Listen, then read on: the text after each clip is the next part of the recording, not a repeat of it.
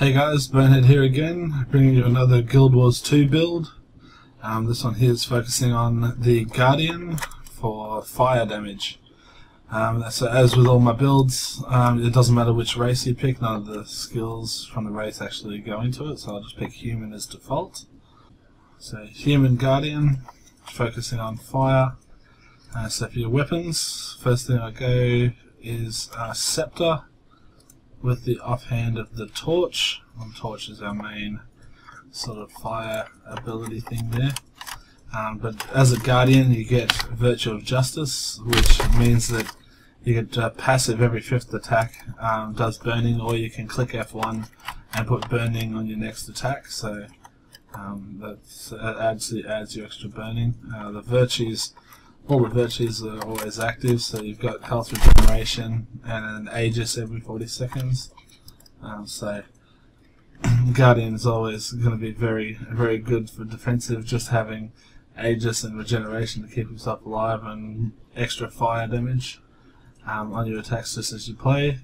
A lot of people don't like the Scepter much for that first ability because it's a slow moving orb, but I find with the way you spam the first ability, you're sending out orbs all over the place, and they do very good damage as you do it. So yeah, Scepter and Torch work really well for ranged fire attacks. For the healing ability, you don't really need to. There's not one specific one that works the best out of all of it. The Shelter works very well for when you're fighting on your own, because it blocks while you heal, so it gives you that moment's reprieve. This one here, the Signet of Resolve, curing conditions every 10 seconds, and then the heal if you click it. I don't find that good. I prefer Healing Breeze. Healing Breeze heals yourself and does sort of a cone in front of you, healing everyone in front, so it works well in group. For the special abilities, I'm going to focus on Consecrations. The first one, Purging Flames, will create a ring of fire that burns foes and kills conditions on allies.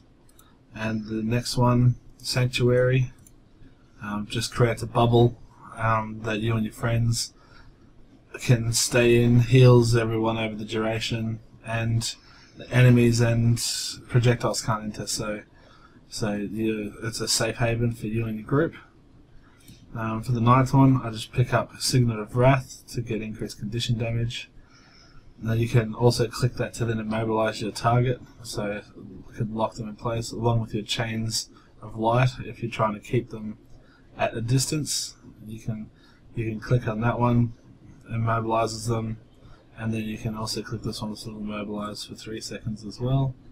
And then for the ultimate ability, Elite Skill, like I said, I don't pick any of the racial abilities down here, so I go with the Tome of Courage. It's the best one for when everything's going wrong and you need someone to step up and protect the group. That's where the Tome of Courage will come in.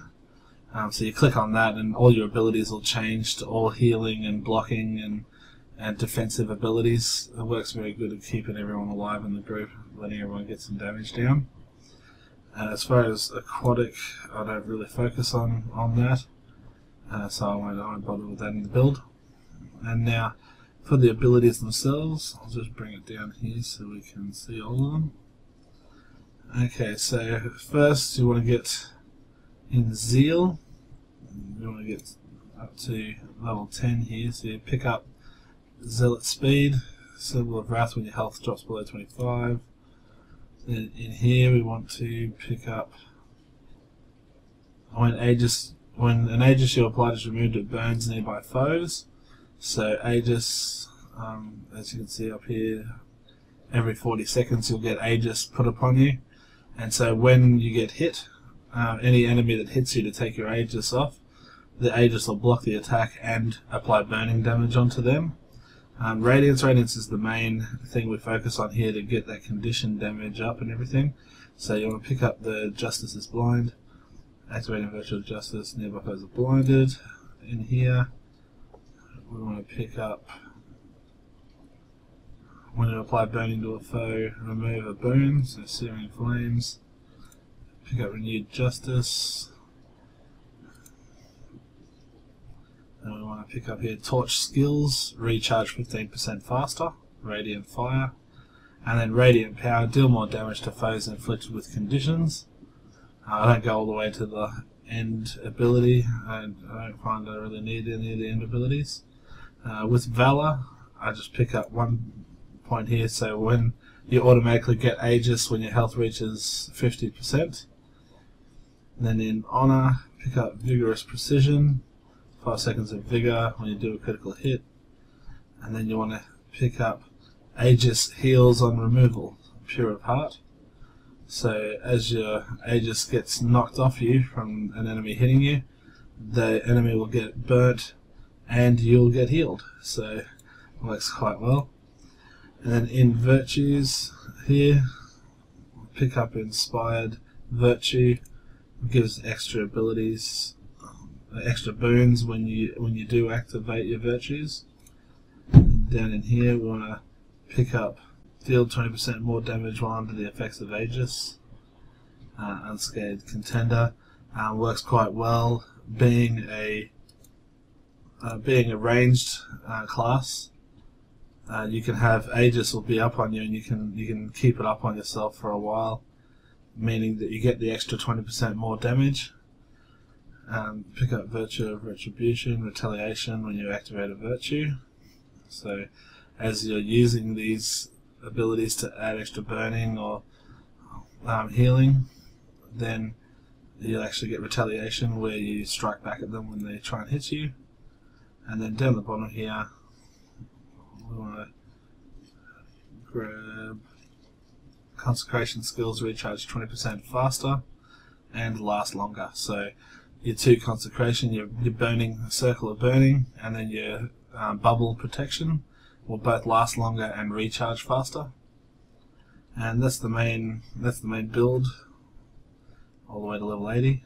And you can see, so as I said, you focus on your Zealot's Flame and Cleansing Flame as often as you can, and spamming Orbs of Wrath will do lots and lots of damage, especially with your burning being added onto it.